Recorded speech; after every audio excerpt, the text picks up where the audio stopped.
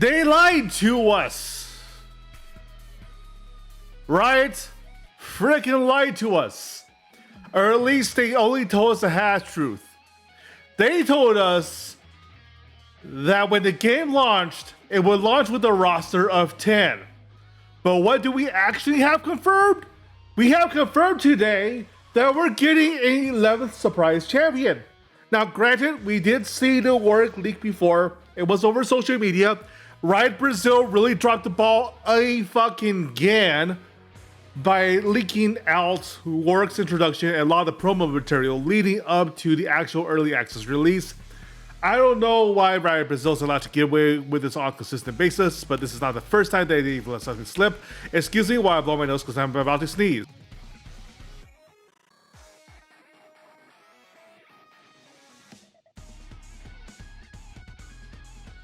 Thank you for waiting. But yes, we are actually getting Warwick. And the trailer for this was really kick-ass. In fact, let me go ahead and bring up the trailer again. And mute this. Oh, pause this meanwhile. Because it was really, really kick-ass.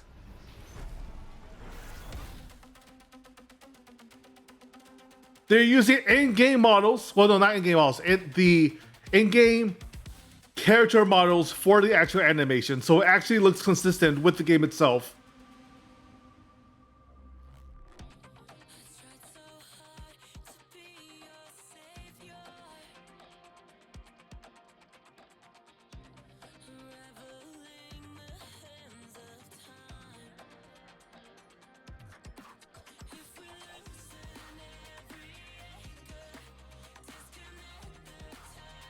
So backstory for Ari and Echo.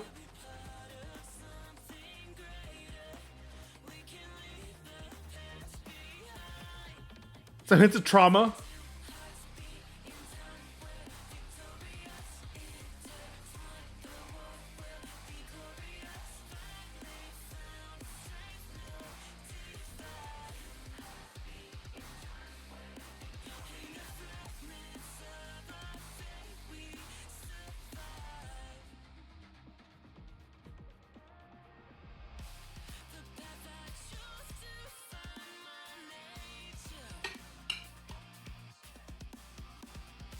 I think this is the first canonical time Echo's ever actually been outside of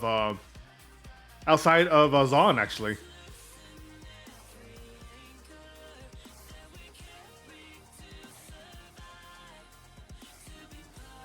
This is definitely Ari's first time in Zon, although she's been wandering around for a while. Interesting that she's trying out some of their booze.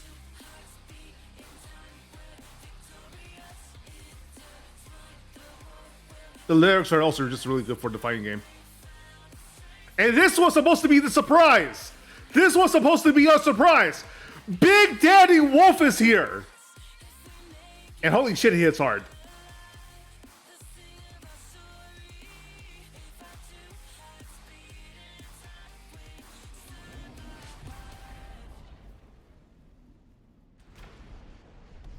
That almost like the bite's supposed to be a command grab.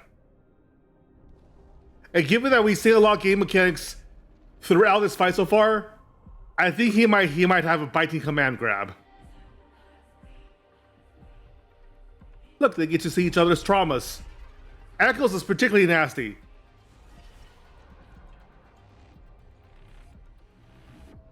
He damn near almost gave up trying to save this kid.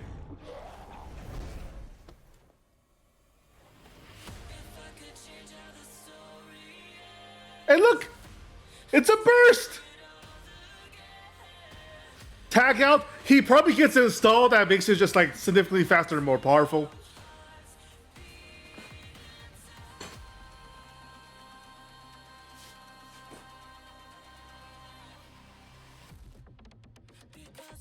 But it's a time when they're stunned.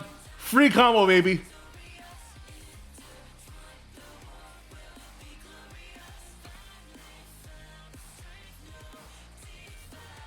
Also, Echo's fucking juking there.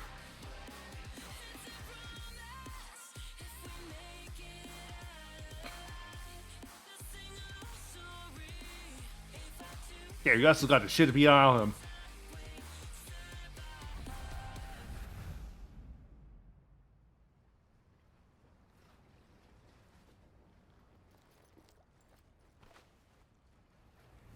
Oh, round 2 coming up. Tournament ain't over, baby.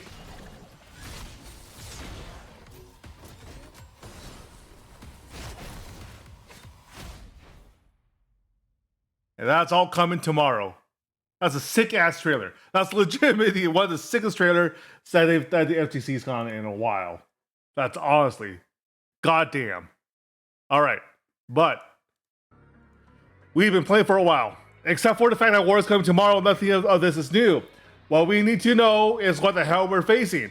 And what we're facing is, as summarized here, 2 new characters, a bunch of new content, new cosmetics, a whole slew of nerfs, and some buffs to some of the characters that we were already looking forward to. This is basically just a summary graphic that they produced for League of Legends as well, give you an idea of where everything stands. I'm glad that these fuses are getting nerfed because they definitely were leaning into a little too hard, right? But the specifics are important. Okay, so first, close beta player title. Yeah, whatever, that's fine. Glad you have it. First missions.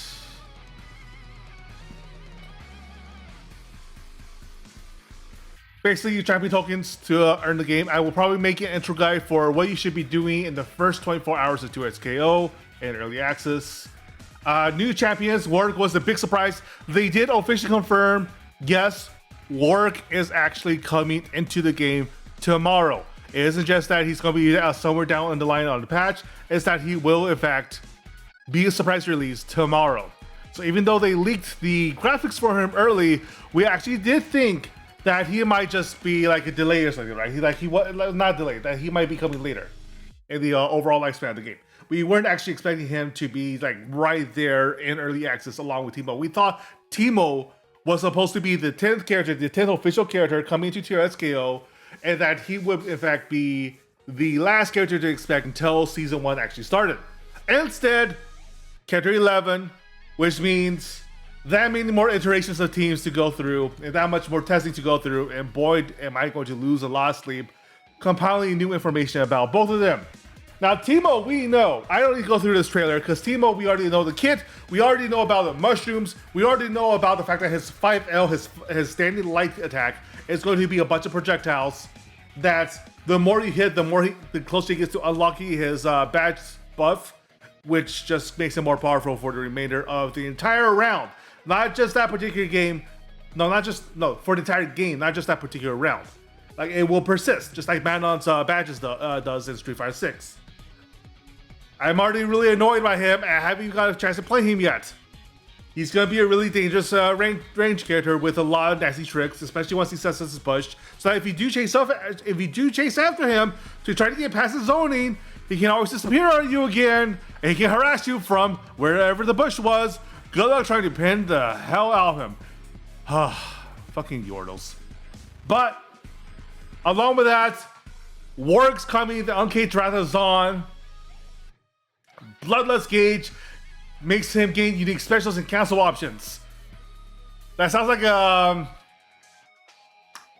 it sounds like the Hunger Gauge for Sin, actually, from Guilty Gear Strive, where the more the less hungry he is, the more food buffs he has on him, the more powerful he is in general. So with Bloodlust, it's just, I think that because it's a gauge, I think that it's based on how often he attacks the opposing character, which is fine. That means that Warwick really wants to get in to get as powerful as he can. I suspect he has some anti-zoning mechanisms to really encourage this. I would definitely expect Warwick, especially given how he plays in League of Legends, to be a rush down, in your face sort of character that is really unforgiving if he gets a drop on you. But this being tier scale, you actually have a lot of ways to push him off. Expect that. Actually, no, maybe the comparison isn't Sin then.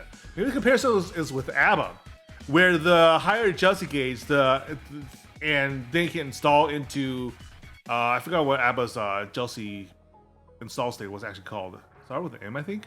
But either way, ABBA from Guilty Gear Strive. Really weak until you build a jealousy meter. You activate the jealousy meter, she becomes the single top character in the game. Like that, ABBA with her jealousy install is by far the most dangerous character in all of Guilty Gear Strive. And I suspect that Warwick follows a similar pattern to a lesser extent, where he's not outright starved without Bloodlust, But with Bloodlust, you're in trouble. I suspect that Bloodlust is something that does get depleted when you use castles and specials. We'll see. We'll see.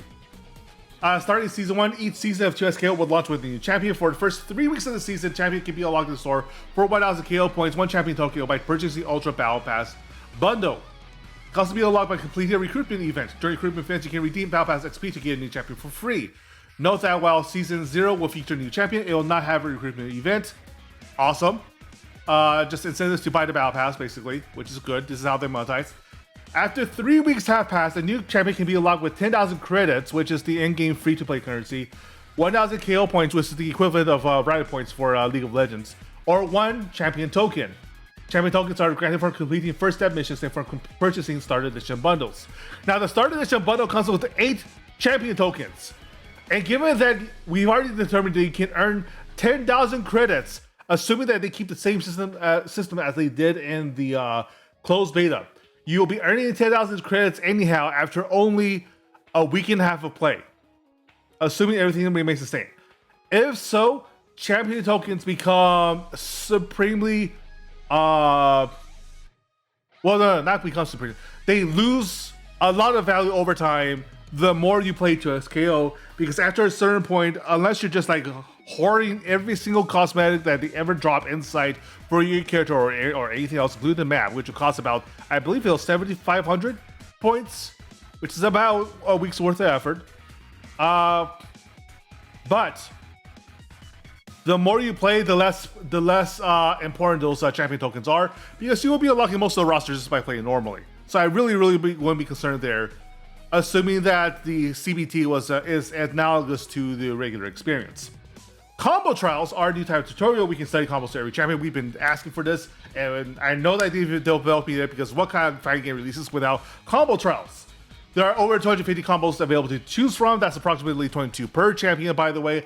You'll earn credits for successfully completing combo trials via visit the Learn tab to get started. That's the same as every other game. Including Street Fighter 6, Guilty Gear Strive to a lesser extent, except the combo trials there are user-made. But yeah. Do you remember? Combo trials are not necessarily indicative of optimal play for that character. They are rather an exploration of what that character is able to do. Like a combo trial with like 25 different steps, some of which require extremely stringent timing, may not be your optimal combo in an actual match. It definitely wants to be something you pull into tournaments, especially if the odds of missing a particular window is pretty high in the heat of the moment. So do watch out for that. It's rather exploration of exactly what the champion is able to get away with, what those like really small finicky windows are that can still lead to interesting routes and explorations of the character's style, and so on and so forth. Gives you an idea of what the champion can be played as, and then you tailor it to your own agenda, your own specializations, your own pattern of behavior, your own play style. Training mode frame data bar, however, is hella important. The frame data bar is a new feature of training mode, and they ability to visualize frame data, pixel gaps, and pressure. It actually lets you see how the combo is actually structured. From what we have seen on Twitter is pattern very similar to Street Fighter 6's, which we actually kind of didn't expect, because we thought for all this time that Street Fighter 6 frame data meter was actually like proprietary, right? Apparently they found some way around it, possibly around the fact that you can actually check the frame data for 4 different characters at once. In fact, I think this is the first time that a tag game lets you see the frame data visualized like that for all the characters, and especially when all the characters also includes a second player. That's actually really freaking interesting. Definitely we're going to see some really hyper optimized combo routes this way, and I'll actually get to see what the fuck that cancel window is for Jinx's let's see, it was the jumping down heavy into well, basically the rocket jump into the mid-air rocket into the jumping heavy rocket combo again, and loop it repeatedly. We'll definitely also be able to see how the hit stun decay actually works, give us a much better idea of like how rushed we should be on the follow-up inputs. This is really important for like intermediate to high level play. And I would say even beginners should like start to learn how to read the training mode frame data bar, just to get an idea of like how to read the game on a more advanced level later on when it actually matters, when they're past learning the basics. Stages, whatever. Stages are really nice. The backgrounds for 2XO has been really nice to see so far. They've been really pretty. And they've been a great exploration of the overall world of League of Legends as well. System changes is hella important. In fact, we know coming in, thanks to Yohosi, that there are going to be a lot of system changes coming in to address some of the balance issues we saw in the closed beta. From a system side, we're looking to decrease the power of double down, super attack, H attack endurance, double down super, and the amount of meter gained. Meter gain was one of the biggest complaints from top tier players, that you gain too much and therefore we're able to do too much. We're also looking to get Jinx, Echo, and Yasuo more in line with the rest of the roster's power level, improving Braum and Blitzcrank, and making already advised combos more consistent. We're happy to see everyone play 2XO to its fullest potential. Keep cooking, y'all. And we have in fact been cooking. One of the most important things they promised for Ari, which I made complain about, was that her combos are really not consistent. And addressing that, making like small tweaks to it, should be able to help. I want to see how that also affects how her assist synergy works, as I think that was the biggest thing keeping her back, even with the inconsistencies of her base combos. And we'll see how that actually works out. Vice combos more consistent is also a thing. Needless to say, getting the charge upper timings to repeat has been very difficult. Even if you are a high level player, just getting consistent is hard. I don't quite have a good system for it yet, except of course to use assist to cover. Using assist to cover for her upper charge is just fine. Rank starts on October 9th, which is in 3 days, with the release of patch 1.0.1.1. We want to make sure we include all of our 1.0.1.1 adjustments and backend improvements from closed beta before we flip the switch. That's very welcome. That means that the actual patch, that this is the launch patch for EA, but the competitive patch is later in the week. That's actually quite welcome. You know, we don't want to like leap in day one on ranked and then just have our asses completely wiped, not by the opposing player, but because of system instabilities and because of unexpected issues with the champion's release, especially with Warwick, which is coming in fresh. Like real fresh, bloody fresh even. Core gameplay. You can now take actions in mid-air after blocking attacks. Previously, blocking attack mid-air locked you out performed air actions even after air block stun ended. This tunes out the power level of moves like Vice Crater Maker and Blitzcrank's mid-air garbage collection. That's really interesting. Almost across all champions that increase or decrease air block stun on attacks to accommodate this change.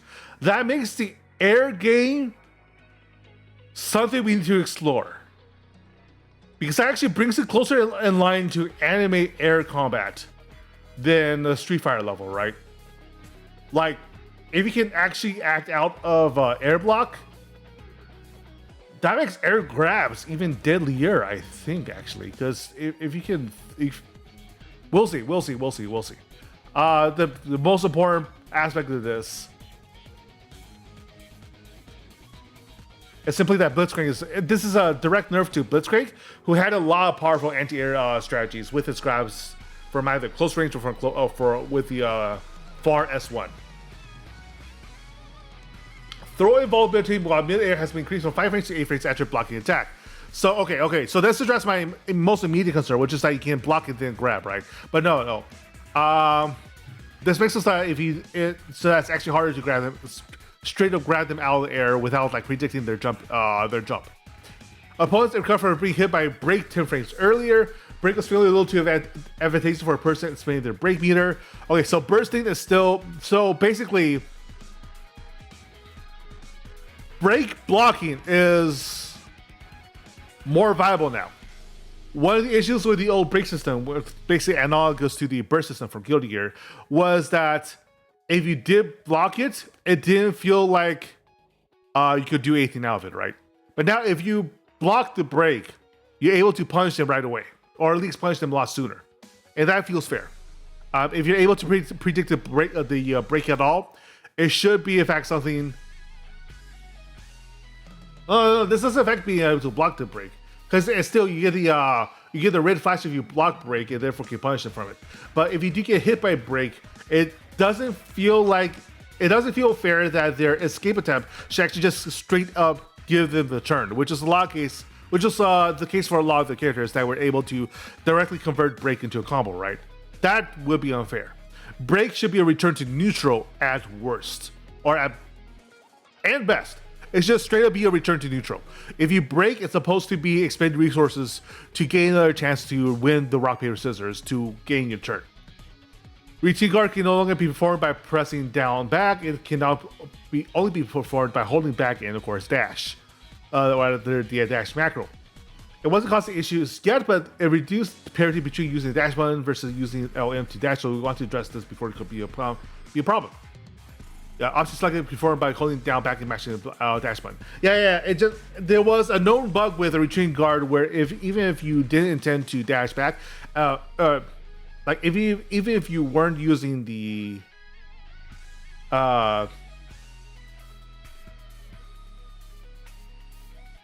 what was it? It was a frame 1 retreating guard as long as you were blocking at all, which didn't feel like it was supposed to be a thing.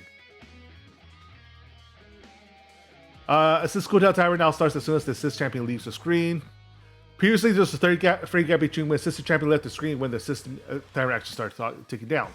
So you can use tag launch as soon as the assist champion is visually off screen. Assist will now be available more often. This is a buff to assists overall, such that I expect assists to be even more frequent because that 30 frame gap was actually pretty important in addressing tag launcher usage.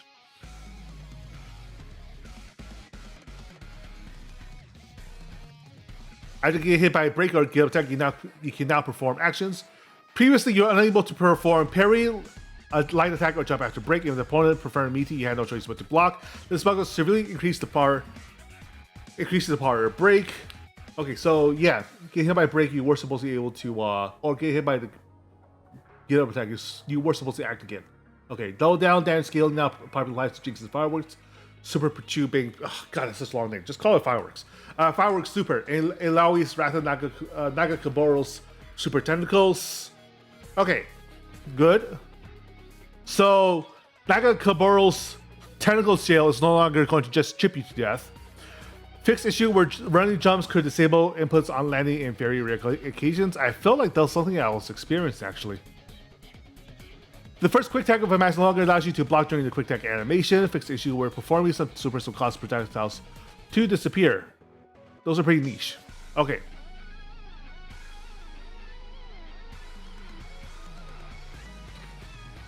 So along with everything else,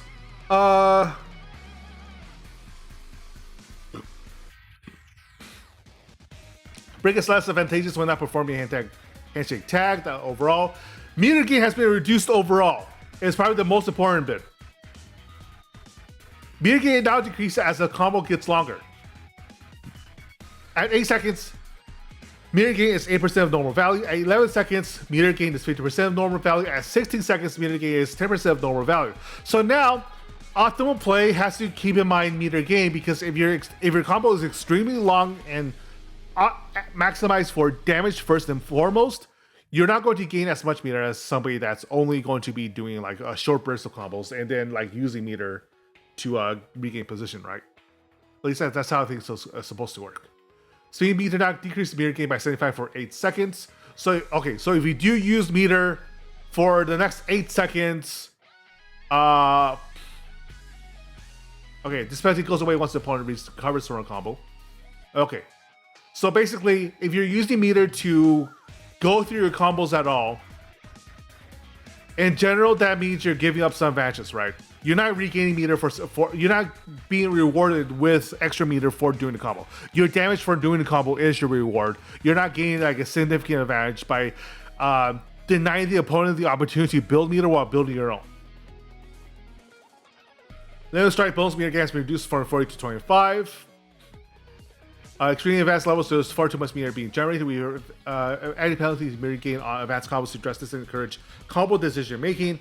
Basically, shorter burstier combos is better now for you than longer ones that just build meter. It's the long and short of it. The basic TLDR is that your short bursty combos that deal basically enough damage is better than a long-winded combo that deals purely mathematically optimal damage down to the very last 1 point of scratch, but stops building meter halfway through because you use the meter to keep the combo going in the first place, and meter gain is depleted heavily the longer the combo goes. So all those Yasuo combos in particular that we saw in CBT that would last a good 30 seconds, that barely did more damage than the minimum viable B&B route, used to just build meter all damn day, such that Yasuo was always going to have a route available to him even after he finished comboing your ass and butting down to the last 10% of your HP. Your next character, once he got rid of that last 10% HP with a single follow-up attack, was then going to get burst out by the same damn route. This is no longer viable because Yasuo will no longer be building meter to the same damn extent. Thank God.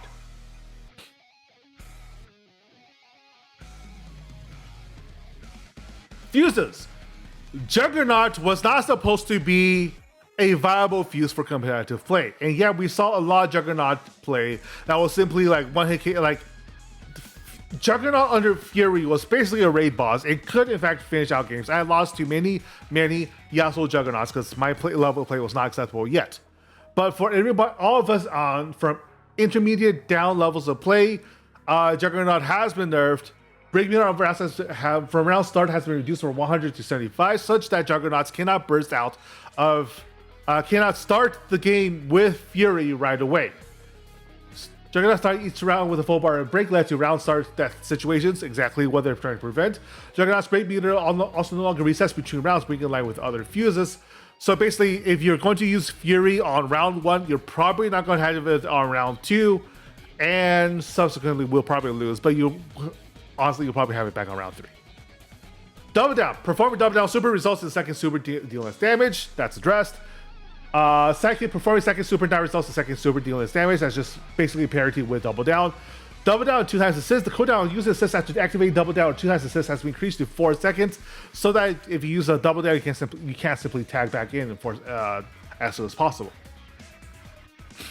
Psychic. You're not going to perform more than one double down on a single combo. That's pretty nice. Psychic should not be a pure superpower. This does mean that freestyle is probably indirectly buffed, given that it's a lot more closer to parity than everybody else. Yes, freestyle has increased assist cooldown when activated, so we bring 2 nice assists and double down in line with freestyle. So now they're actually viable styles, and simply saying, yeah, this is mathematically where all your damage is going to be. So you're nerfing yourself, you're not choosing double down and using your assists. Tutorial UI flow has been updated. First 5 tutorial has been receiving some visual updates. UI has been complained, so hopefully this will adjust some of it. And now, with all the system mechanics aside, which have all been positives, this is basically what everybody's been asking for.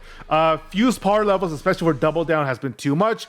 Round start KO situations for Juggernaut and Psychic has been too much. So addressing that has brought the game closer in line to what feels like a good balance set of play.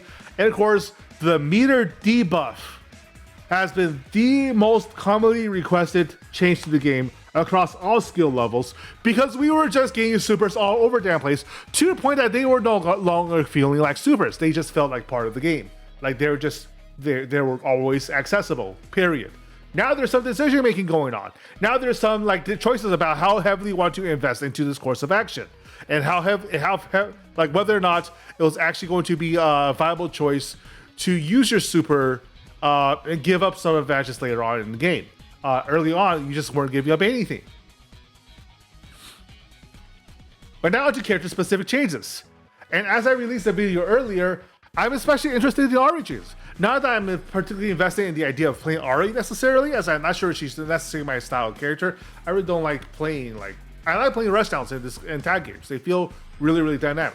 But Ari was supposed to be a rushdown. They basically played as a keep-away character because she actually had very, very little ways to take advantage of assists, which is where all the rushdown play happens. We're buffing Ari significantly by improving her air combo stability and ground combo stability, so that's good. We're also making her Spirit Rush routes more stable and having birthday situations against corner opponents, which is good. To balance this out, we're dialing back down for neutral tools, which, yeah, is what makes her so strong and keep away. We believe that with these changes, Ari will be overall stronger and perform more consistently. That depends on the neutral tool changes. Now, the most important is that Spirit Rush can no longer be performed into another air Spirit Rush if the first Spirit Rush doesn't connect. So she basically has 2 air dashes in the game, basically.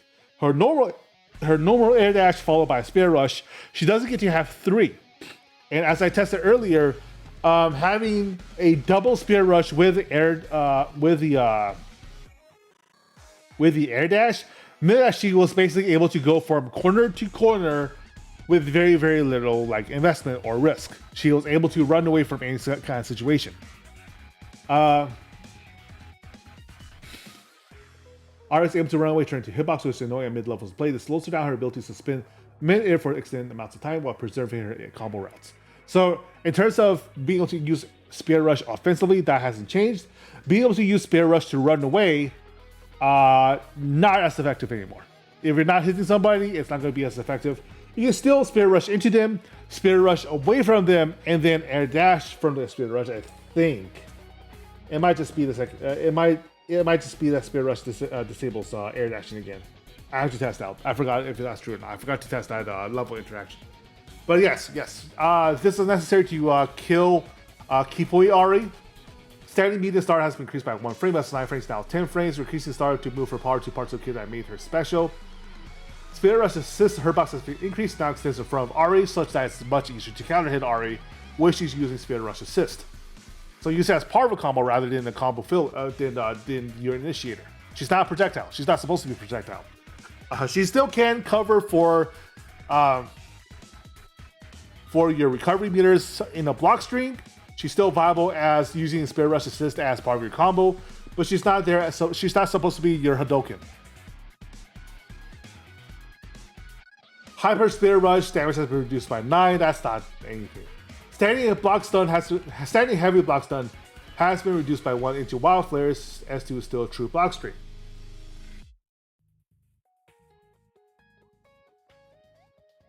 Yeah, that's fair enough. Oh, this addresses one of my major complaints. Ground combo consistency improvements. Standing median and crouching median height has been increased, and distance it pushes the target has been decreased. So theoretically, this means that Ari now regains what everybody else has off of dashing assists, and that your medium assist charge heavy route should be true. I believe this means that Ari does in fact get the standing medium assist, standing heavy combo starter as a true combo now. Standing heavy height has been increased. Merit air down heavy pushes opponent less on hit. Yeah, this all just increases combo ability. Bug Rush. Now part of combos against corner Spirit Rush into them, and then Spirit Rush up. Now part of combos against corner opponents for a max range. That's good because you had to be right in front of them to get the up Spirit Rush to connect. But this does mean that her Spirit Rush initiating combo route is now a lot more consistent, and she can get something out of the second Spirit Rush.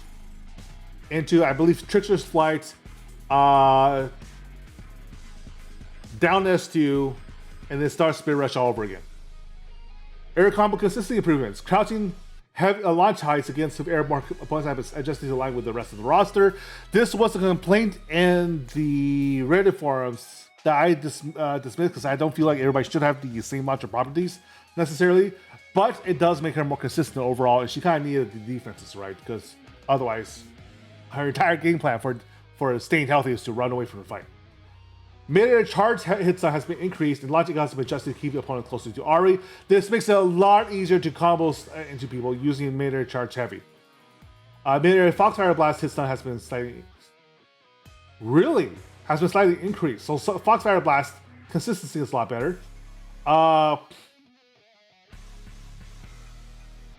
believe that's the 9, yes. Nice Spirit Rush, launch value has been slightly adjused. Mirror Spirit Rush, stock pass adjusted to keep opponents slightly closer.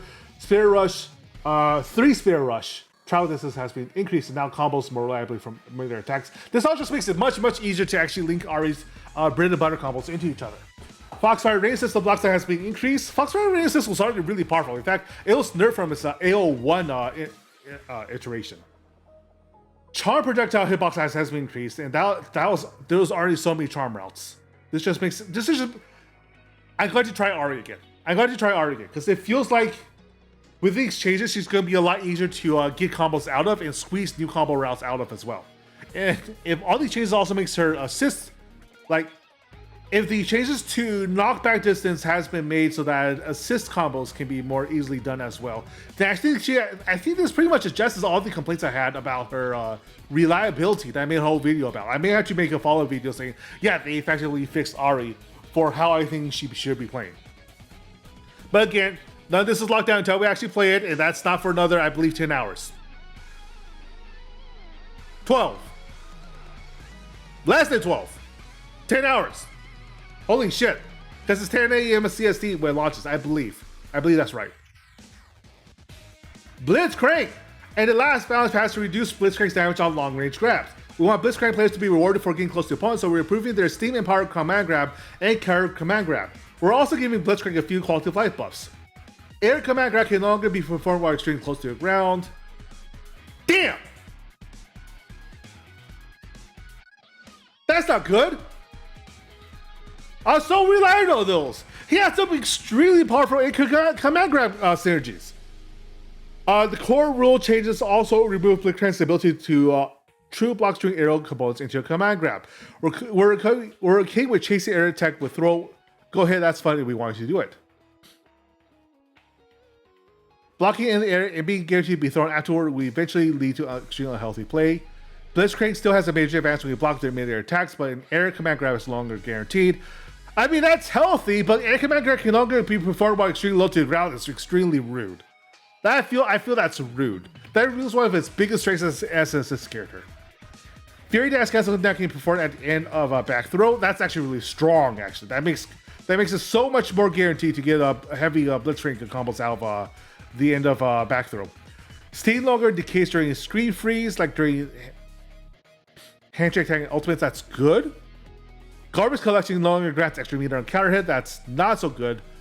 Helping Hand super no longer grants Blitzcrank Steam when using Psychic Fuse. That's probably okay. Mid-air throw now deals to 10 damage, matching the mid-air forward throw. That's a general bug fix. Okay. So what does he get in return? These are all adjustments that make Blitzcrank look really bad. But what does he get in return? Care command grab distance has increased slightly, so it's even easier to get a grab. Holy shit. This should make it easier to land when you correctly anticipate your opponents will be before be retreating guard. That's nasty, actually. Steam and Park garbage collection in mid-air down S2 now leads opponents closer, which allows Blitzcrank to combo into static field. Nice! I actually had some real trouble with those. Quality of life buffs. Rocket grab air purified follows now come out when held or when pressed. Good! That makes it easier. There was some kludginess to how that felt. When either of them and mid-air rocket grab hit an assist champion, they now have more hit stun. This also applies when Blitzcrank tagged out before they connect. That's actually hilarious. It lets you bad outcome for Blitzcrank. Blitzcrank has more advantage when this situation occurs, often scores a soft knockdown. That's actually really, really funny. Yeah, if you use assist into Blitzcrank, he throws out a rocket grab. Your assist gets fucked up. That's good. That's really nice. Mid-air rocket grab no longer makes your opponents enter on the wrong side when champion is killed during the animation. That's kind of funny that was a bug. A helping hand. The spinning arm no longer has a hurt box. That's nice. Prevent Blitzcrank from being hit during a super animation. So yeah, no longer be grabbing time wires out of the air from behind them. That's actually really funny. Yeah, it's an overall buff to its S1. Because it used to be they could knock them out. Let's see. Command grab no longer occasionally fail to pull an enemy. Rocket grab will be more consistent and happy birthdays. That's really, really good. I mean, the basic gist of it is that garbage collection and rocket grab are overall better, right? If Blitzcrank brings you up closer, he's more guaranteed to get static field off. And overall, that's really, really strong for him. But in exchange, he loses some, like this actually just straight up pisses me off as somebody that played a lot of Blitzcrank during CBT. In fact, he was my first backup character before I decided I really want to invest into Echo. Or first anchor character, rather. And I guess I will need to do more testing to see how impacted his routes are, as I feel like about 90% of my wall bounce grabs wouldn't qualify for this. But definitely there were some niche situations where you're able to get some extremely obnoxious pole plays out of air purifier. We'll see. We'll see. Or it might just be his IAD air command grab routes.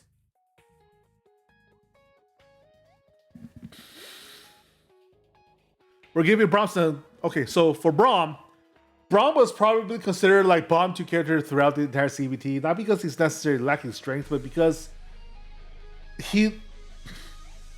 not because of any glaring weaknesses, rather. That's a better way to put it. Braum didn't really have any glaring weaknesses in CVT, but he did lack a lot of strengths that the other champions were able to execute. Stand behind me especially felt particularly niche.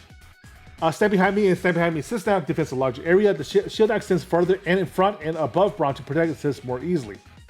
That's really nice. It is easy to see hitbox has been increased to match the animation.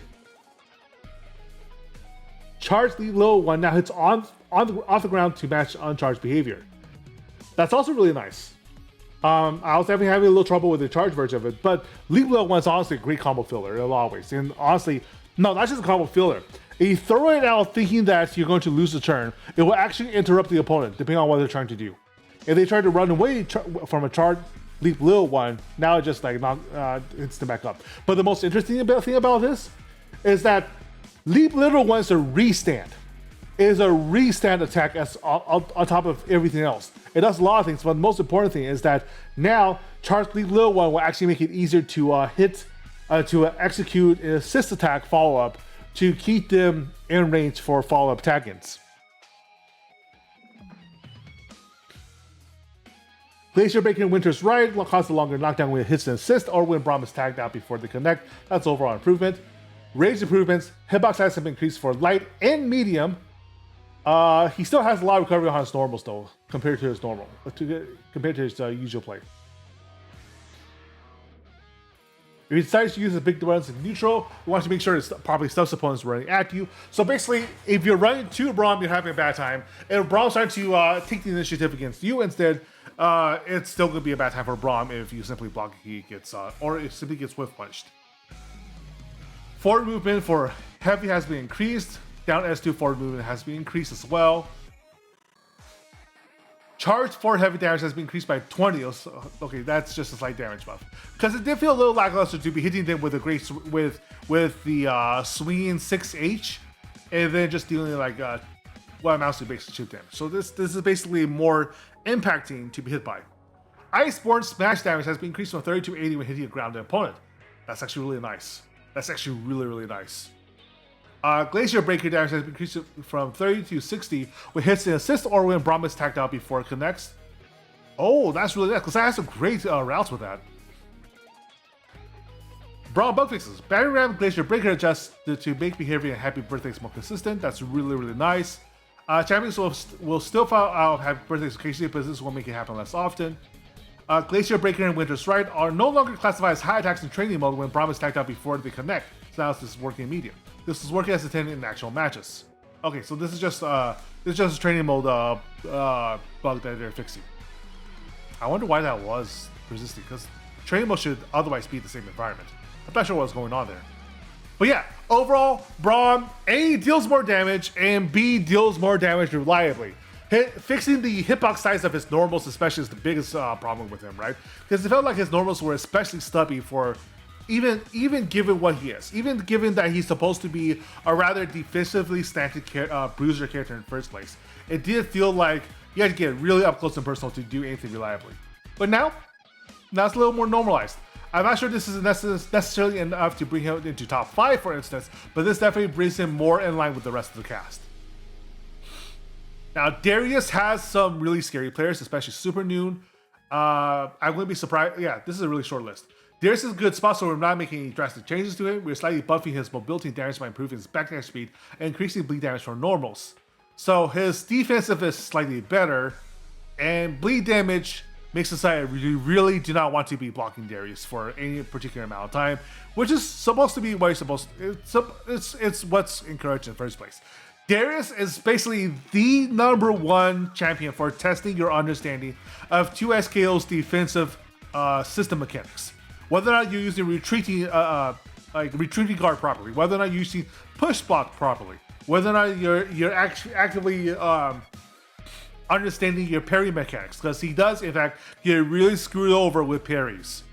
But if you don't use any of his system mechanics, if you're trying to play 2SKO like Street Fighter 6, or no, not even Street Fighter 6. If you're trying to play 2SKO like Street Fighter 2, where blocking is your primary defensive mechanism, and you're going to have a bad time against Darius.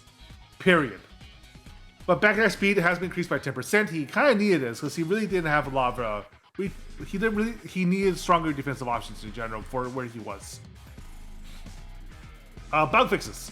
Solid projectile vision has been updated to fade out instead of abruptly disappearing, so that's just for visual sake. Noxian Guillotine, his stop has been reduced when connected with assists.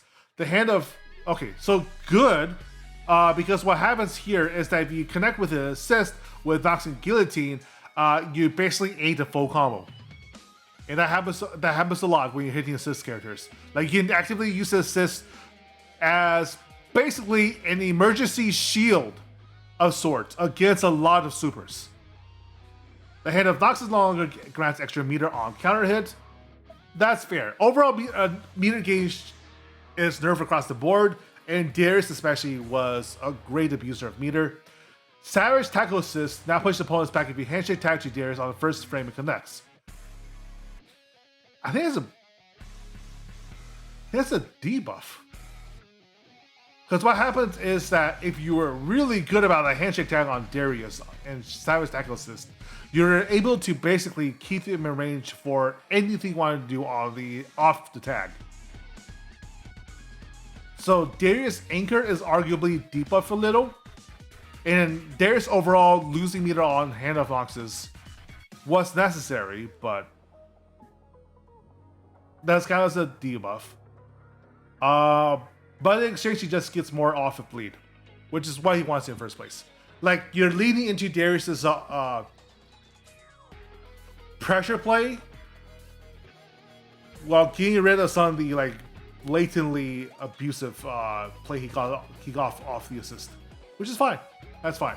He's still really good. I'm still expecting Super Noon to be taking tournaments with Darius, especially off the chip play. Oh my god, increasing chip damage. God, that's gonna be increasing the bleed chip damage is so annoying. Echo debuffs all around are fully expected. We think Echo is strong enough to tone down to be more on par with the rest of the roster. Echo and Yasuo are going to be basically the primary targets for the Nerf Hammer. Or the Nerf Mallet, rather. In this patch, we're keeping his offensive mix-up potential, but we're taking power away from Time Winder. Time Winder is not risky to use, which will preserve an aggressive playstyle and encourage Echo players to set after images in neutral. We'll continue keeping an eye on Echo's offensive capabilities. I mean, yeah, if you play any amount of Echo in CBT, there's basically no reason not to just throw Time Winders around willy-nilly whenever you can. So let's see what the actual nerfs actually are. Assist nerfs. Chrono Strike assist hitbox has been increased now extends in front of Echo, so it's easier to hit. Hitbox has been slightly reduced to match Chrono. The hitbox, however, has been slightly reduced to match Chrono Strike normally. And I think that actually means some of his routes that I was experimenting with over the course of CBT might actually be nerfed slightly. I think there was one with Braum that kept him suspended in the air for a long time. Maybe it was Yasuo. I forgot. I have to go over my videos. But there were a couple routes I was experimenting with for assist research that had a really high floor bounce, still leading to Chrono Strike assists. There will be an ad in about 3 minutes, by the way, as a heads up. Combo adjustments. During mid-air charge Chrono Strike, pushback applies to Echo in the corner, on hit and block has been reduced. Also fair.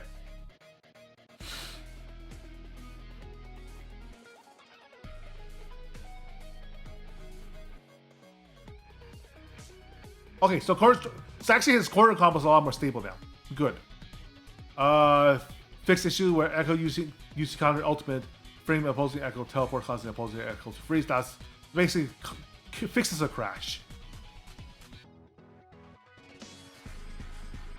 S2 counter super will no longer trigger when it's hit by a parry shockwave. So basically, a parry will actually always work no matter what. He doesn't get to take advantage of you parrying. Cannot properly buffer inputs when activating replay during hit stop of charge cross strike while grounded. Okay, good. That makes it a lot more consistent overall, actually. So, despite the nerfs coming his way, he actually did get some quality of life stuff that makes him better to play overall. That's good. I like that a lot. Mid-air Time Miner now falls slightly slower. This increases recovery by 4 frames on average. Time Miner recovery has been increased by 6 frames, so it was 41 frames to now 47 frames. So you basically throw a little less often. Block stun has been reduced by 2 frames off Mega Time Miner. Forward throw advantage has been reduced by 2 frames, disabling the Tangle Timeline super combo. Okay, so this kills the burrito.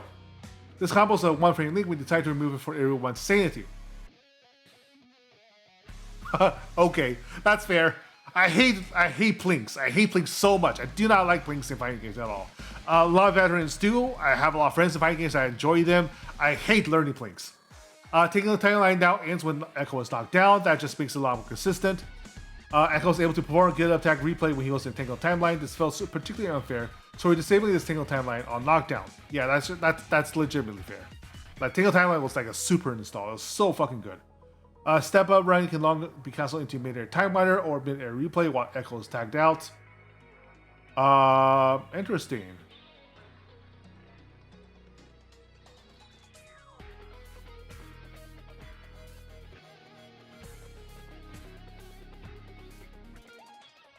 I wasn't aware you could use step up running while. Oh no, it's Right, because when you tag out, your next button still applies to the character you're tagging out, which is which led to some really interesting combo routes. But for Echo in particular, it just made it even more unfair than he already was. In fact, along with everything else, I'm actually going to skip the rest of these patch notes for now and go directly to the Yasuo changes, because really it's between Yasuo and Echo, right? These were the 2 most broken characters in the CBT. So we're going to touch on Echo. We might as well learn what's happened to Yasuo. We recently reduced Yasuo's damage to be more in line with other champions. Good. We're happy with the results and his win rate remains strong. However, Yasuo is still cheating the system in ways that other champions could not. We are adding recovery to some moves that were too difficult to punish when Yasuo missed his opponent. Yasuo now has to place his shots more carefully if he wants to hold down the neutral. So he actually gets punished for pressing buttons for once. That's good. There's a hurt box to light, follow and down lights. Yasuo down light is going underneath attacks unintentionally. Yasuo's crouching jab is quite strong. You don't want him to be low profiling with this. Okay, so he's a lot more hittable. Mid-air down heavy hit stun has been decreased later into combos. Okay. Combo lag will a bit long for our taste. Mid-air, okay, mid-air down heavy is the spinny one, right? Yes, it is. It's not a charged version. Yeah, hit stun has been decreased in combos. It just led to a lot of obnoxious stuff. Ad break instant one. Yeah, whatever. Down heavy in mid-air into S1 or mid-air S2 assist longer guarantee, which I'll shorten it. Thank God. Okay, so placements of S1 is going to be really important now. Turbulent wind active for 2 more frames. The frames between each hit increase from 2 frames to 4 frames. Air collision adjustment made some Yasuo advanced combos drop. To fix this, okay, so actually he gets more consistent air combos. What?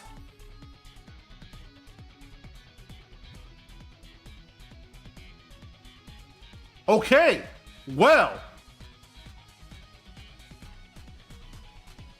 Slap me across the face and call me Sally. Yasuo's air combos are actually more consistent using turbulent wind. That's obnoxious as hell. That's hilarious, but still obnoxious. Okay, so if you were seeing ads until now, he gets nerfs.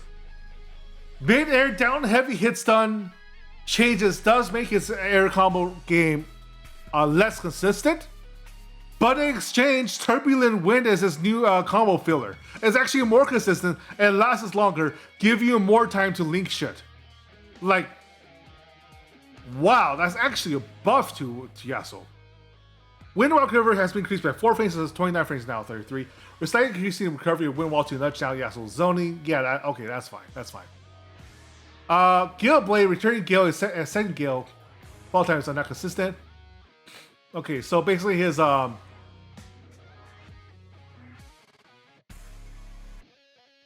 yes, it's his S1, S1, S2 air combos. It's now just more consistent overall. Light down light no longer forces basically 2 standing jabs. It's that you actually get both different jabs now. Sending Gale, hitbox no longer active during recovery frames. Okay, I'm not sure how that changed. Second hitbox now the problem sets when making contact with opponents.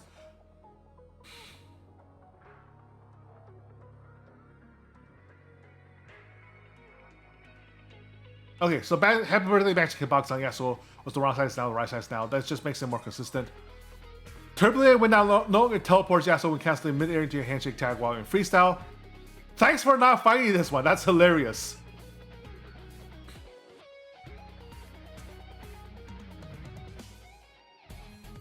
Gale Blade returning Gale now regain collision when they miss.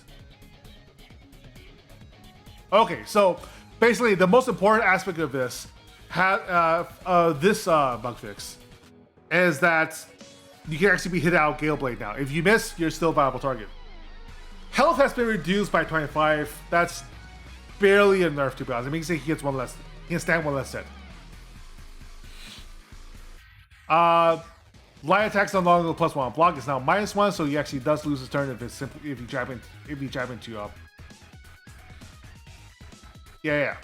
light attacks no longer keep you positive. It's not like in a Grand Blue versus Rising where your light attacks will basically safe pressure. Medium recovery has been increased by 2 frames. Mid-air down heavy recovery has been increased by 6 frames. Steel Tempest recovery has been increased by 8 frames. Mid-air light start has increased by 1 frame. This is all just basic. And second gear has been changed from +2 on block to -7 on block. Yeah, so it should not be plus when this is blocked. I think pretty much everything here just says that he can drop out combos easier now. His combos are harder to keep extended, especially with the hit stun DK. And now you're supposed to just be doing bursty combos instead of like long-winded 30-second ones. And especially lashing when now calm means all dodges opponents farther away when they block mid-air. So yeah, it's harder to follow up on a block lashing wind. That's good. That's good. Yasuo is less of a combo machine, but he still has strong bread and butter routes. It's just that you can no longer play jazz on him quite as easily. They remove your option to play jazz. Ilaoi is a great spot with happily how she's performing good for some quality of life buzz. It will continue to monitor as she gets to see more play. I actually think Ilaoi might be a little overtuned. Now, granted, they did nerf the S2 Super Bleed Jail, where she basically chipped you to death thanks to the way that assists and her tentacles interacted to keep you permanently blocking. Tentacle Smash Fall should no longer miss on rare situations, and hitbox width has been increased. Hitbox height has been decreased. Charge down heavy second hit causes wall bounce instead of first. Okay, so you need to connect both times so it doesn't get the wall bounce into tag instant combo. Add a training mode option to set initial tentacles on reset. That's quite nice for training. Crashing Waves hitbox now appears later, so it's safer to use the S1 Super. Interesting. It's safer. It wasn't intentional that performing Crashing Waves Super created a massive hitbox before it became active. Now we're using Crashing Waves as a poke. The hitbox appears before the hitbox can be used to catch opponents properly. Good. Test the Spirit Ultimate now has hit stop connected with assists. In comparison to Darius's, it was actually quite safe to simply toss it out. Down heavy's first hit can no longer be jump cancelled, so yeah, a lot more. That's a nerf, I think. Yes. No, it doesn't really change either way. It just means that you don't. It just means that you do get both hits off of down H as your anti-air. Super assist. Suppressive is not probably disappearing when Ilaoi's hit during the animation. Yeah, that's just That's just quality of life change.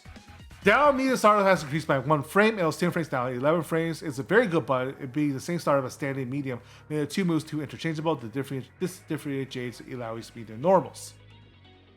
So now it's basically not always the best option to use down medium poke. That's all it really reads. It's not too much of a change to her. I think she pretty much plays the same. Still the same priority to everything else. Zap handshake tag while and double down was dominating Jinx's kit. Agreed. We don't want to eliminate this distraction entirely, but because we think he can have a place in the game, but Zap was too easy to access and far too rewarding on hit. In addition to the system changes above, we're lowering Zap damage, and combos following Zap will be shorter. Hope these adjustments will encourage players to explore other strategies. We'll be keeping an eye on Jinx. We believe if she decides to skip neutral, there should be a real cost in doing so. Especially if, like, from the start, doing S2 tag off of your guaranteed 1 meter anti-handshake tag basically means you want neutral right away from the get-go. It was extremely obnoxious.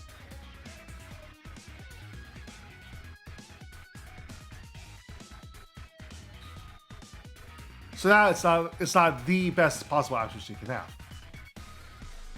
How can that be cast into fishbowls at any point during the sequence? What?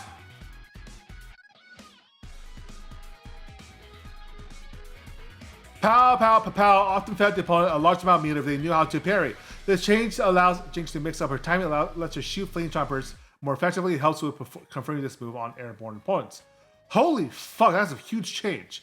That actually might mean that her optimal aerial route may no longer be jumping 2S heavy into rocket jump into more rockets, but actually rocket jump into pow, pow, pow, pow, into rocket, into landing, into... Yeah, it does actually change some routes. Interesting. Mid-air fishbones hop, no longer launches point. Oh. They changed her optimal routing. Mid-air fishbones hop, which is rocket jump, and mid-air fishbones momentum applies to Jinx was adjusted slightly. I'm not sure if they adjusted it in a way to make it easier or not. But mid-air fishbones hop no longer launches opponents as high does mean I don't think canceling into fishbones mid-air is optimal anymore. Both changes to mid-air fishbones and hop and fishbones enables fun new combos. We'll see how that works out. That will require a lot of testing. It does mean that her original frame perfect combo no longer is true.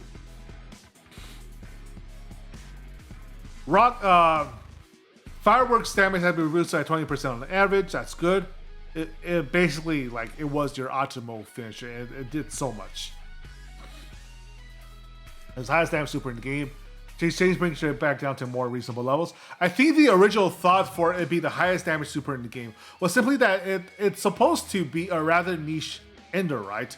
But Jinx has so many ways to pop people into air and put them in the correct position for fireworks that there was no reason to treat it as anything but a normal super. Flame Charmer's block stun on first hit has been increased. Oh, that's actually really interesting.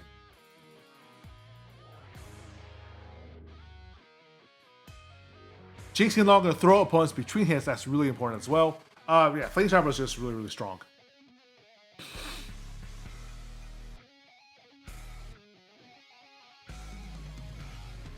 Corn hit push cost of projectile has been removed. Okay, so it no longer just like permanently shows it in the corner.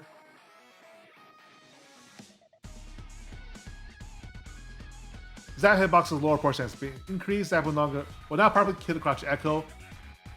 Man, melee enemy is called back to arcane. That's fair. That's actually a buff. It actually makes the zap more consistent.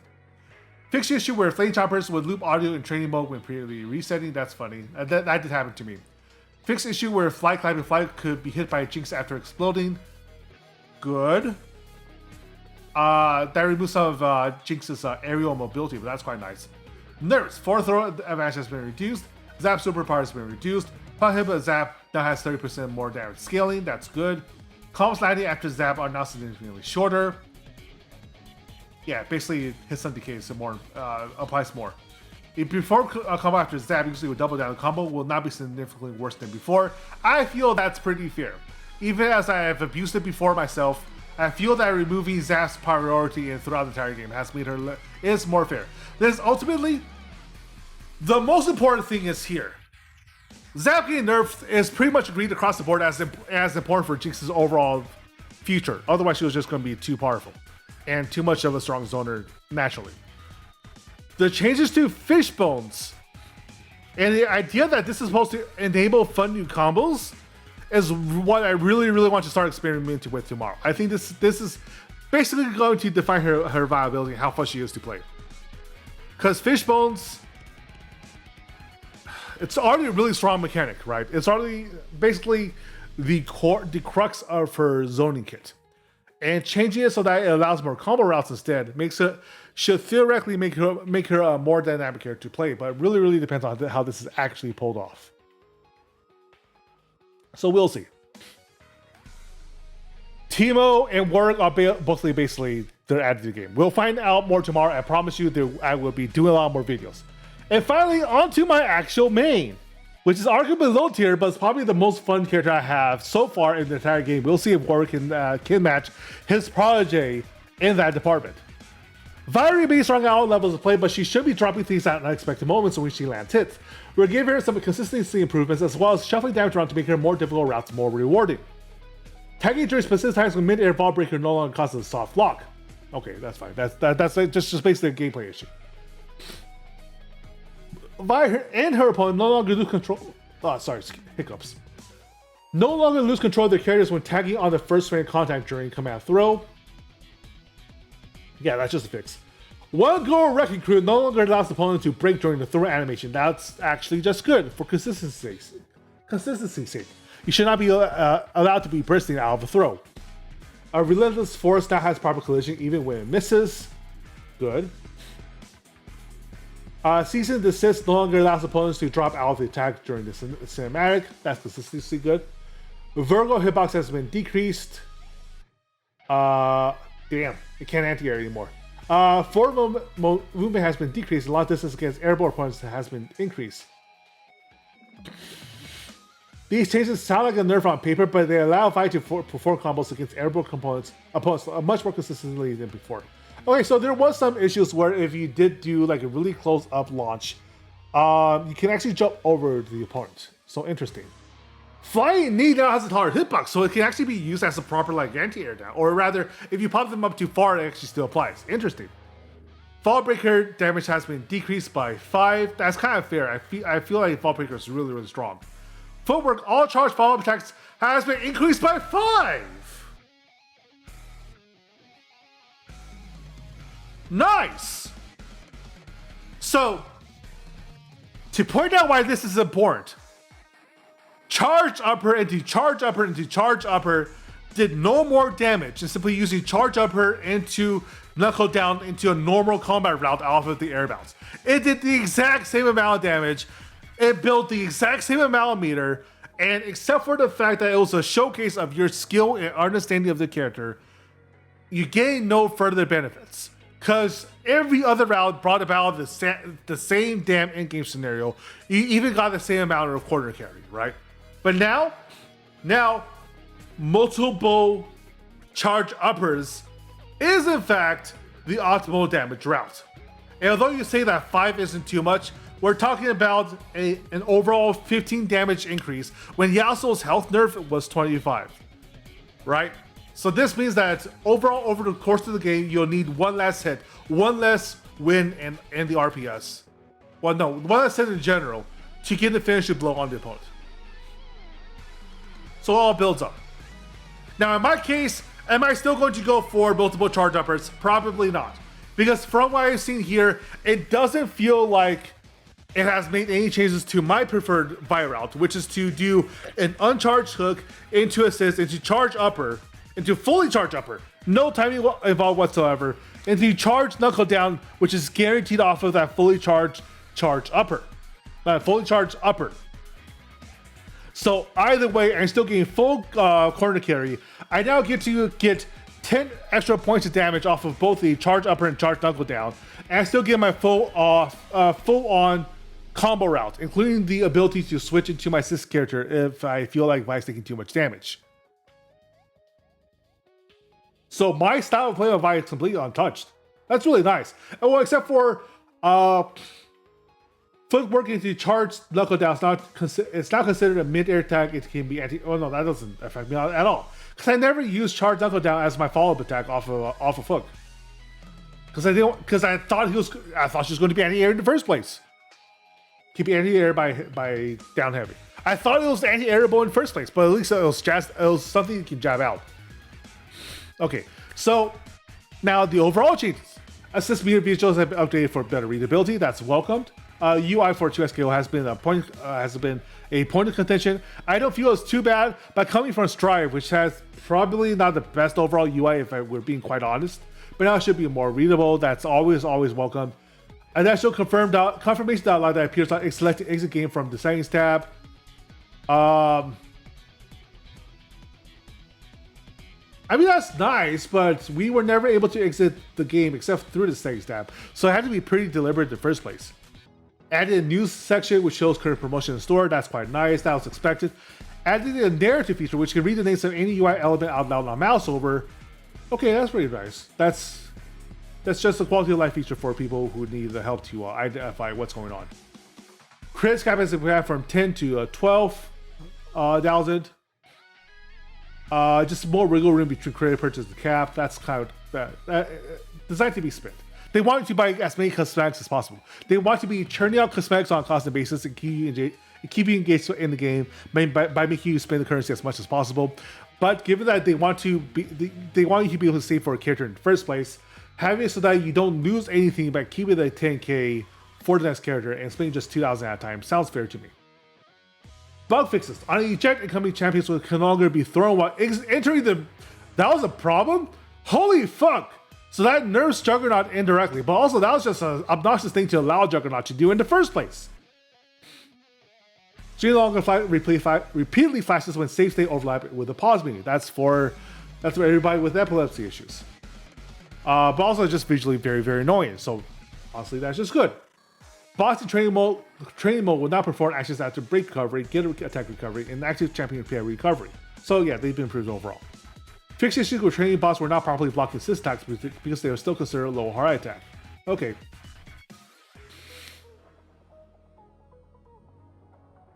So basically, the bots are forced to read patch notes. Okay, so before progressing too far in the game, make sure your Riot accounts region is the same as your intended player region. That's fine. In-game stores open for first time. Battle Pass is open for first time. They haven't actually told us how much that costs, which worries me a little bit. I don't want it to cost too much. I want this game to be accessible. I want as many people as possible to be playing this game. Especially my friends that I've been meaning to drag into the game. Bundles contain multiple types of cosmetics packaged together at a discounted price. Each season will come with a variety of mega bundles, featuring premium cosmetics, so forth. You know what I'm going to recommend? If I'm actually going to use social media and Reddit for this. I'm going to campaign for them to include some kind of bonus for having doubles play. There should be some extra rewards for doubles players, whether it's extra like KO currency or otherwise. They should actively encourage people to do them and directly pay them to. That just makes it easier for me to get more people to play. Starter Edition, 4 champion tokens, 2,000 KO points, which gives you 2 more characters. So overall, you get access to a potential 6 characters right away, and a player card. Deluxe Edition gets Arcane Finisher, 8 champion tokens, 3 sets of avatar clothing, more KO planes, plus everything in the standard bundle. I will probably get... Star Edition Ultra includes 3 arcane skins, all arcane synchromas. This will probably be expensive. This will probably be... Jinx has the Crime City skin. I didn't realize that. That's quite nice. Ari Mega Bundle also looks nice. This is just like a statue version. Snow Moon. Ari gets a Snow Moon skin, and ooh, this actually looks quite good. I didn't realize that was coming. God damn it, this is gonna be so expensive. No matter what they price it out, this is gonna cost me money. It's gonna cost me money. I think I'm just gonna straight up. Oh. I want a lot of these skins. They look really nice. This is better than the device game the arcade device game they're launching with. These just look really good overall. I really like the overall design of this. Like Cryo City Jinx is one of my favorites, and of course the arcade Star Kit speaks for itself. Their launch is strong. The only thing that could have done to make this launch even stronger was use Baywatch Ari right off the bat. But given that they're doing bundles, I'm guessing that they're waiting to finish development on at least 2 more Baywatch skins to really like launch it strong. And who would they go with? Well, Braum obviously. Speedo Braum has to be a thing.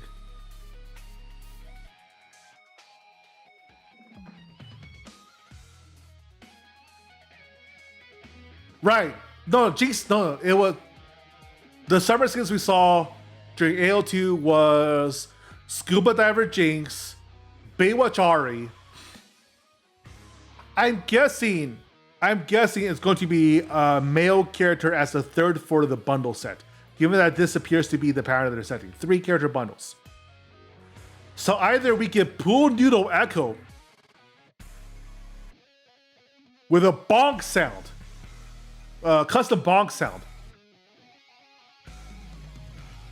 or we get Beach Braum. Beach Bum Braum. Say that 3 times fast. God, I can't wait. I cannot wait. I might stream first thing tomorrow, if it's possible. Just like start collecting as much information as possible. But yeah, overall, these look like patch notes that we were expecting overall, what we wanted from them. Communication for the patch notes has been amazing, just as class across the board from Riot.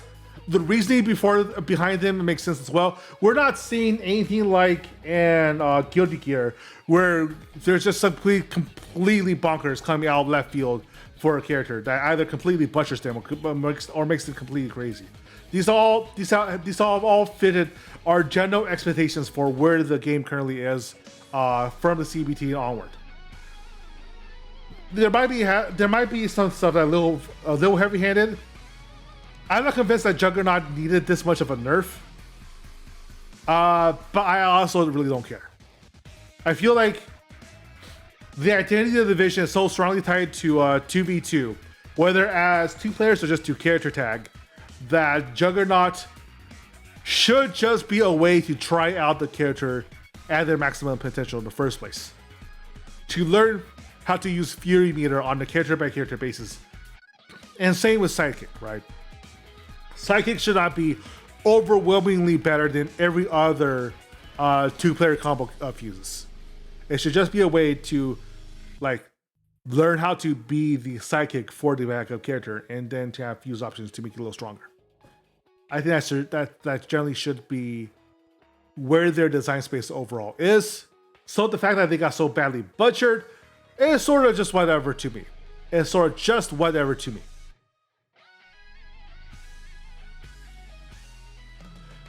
So that just leaves, how much is this actually going to cost? I really wish we knew. I'm a little nervous about the fact that we don't actually have pricing data for this yet. I feel like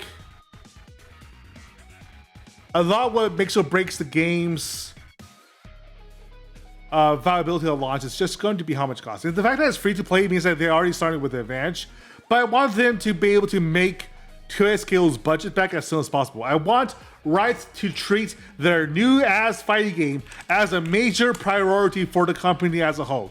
To preserve the integrity of the fighting game, its involvement, the sovereignty of its development team, which is all, by the way, in Northern California rather than it's based in the HQ down in SoCal in the Santa Monica.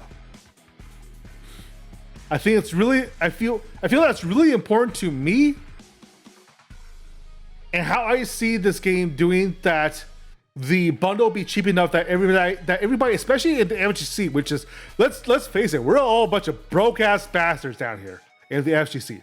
I feel like having the skin bundles and all the launch bundles in particular be generally accessible to the FGC as a whole feels like something they should want to do. Because it's better to have 100,000 FGC folks be firmly attached to your game from the get-go and say, yeah, this is something that really we're more than happy to cough up money for, than to necessarily play the whale game as is the main strategy now for League of Legends profitability. I really don't like the League of Legends that League of Legends has adopted the gacha system. But we'll see. In fact, we'll see really soon. We will be seeing how this play out in approximately 11 and a half hours. Yes, it's approximately 9:30 here out in CST. We'll be seeing about 11 and a half hours. That is just how it's going to go. And yeah, that's all for me. Thank you all for watching. If you're seeing this on the YouTube VOD, thank you all for checking out my channel. I will, of course, be producing a lot of 2SKO content for the foreseeable future. I've been planning to ever since the game was announced. Why? Because I have been waiting patiently for this game for more than 6 years now, ever since Rising Thunder was acquired by Riot Games. Yes, it has been that long. Yes, I have been this patient. Yes, I fully intend to squeeze as much enjoyment out of this game as I possibly can. And from my Alpha Lab experiences and from my CBT experiences, the fact that I'm still this enthusiastic about this game, despite having actually had my hands on it already for this long extended period of time, should tell you everything about how I find this game overall. It is already one of my favorite fighting games. Already, I'm putting so many more hours into this than I have into Street Fighter R normal occasion. And to be fair, Street Fighter 6 does have some issues with it that I think are a little overblown, but also cannot simply be ignored. But it is what it is. So yeah, follow me on pretty much all social media platforms as @FlutionZenner. If you're on YouTube or Twitch seeing this, it's the same spelled everywhere. And that does include TikTok, Instagram Reels, and YouTube, of course, YouTube Shorts. I have been producing so many shorts. Yeah, I'll see you around. As always, my friends, eat well.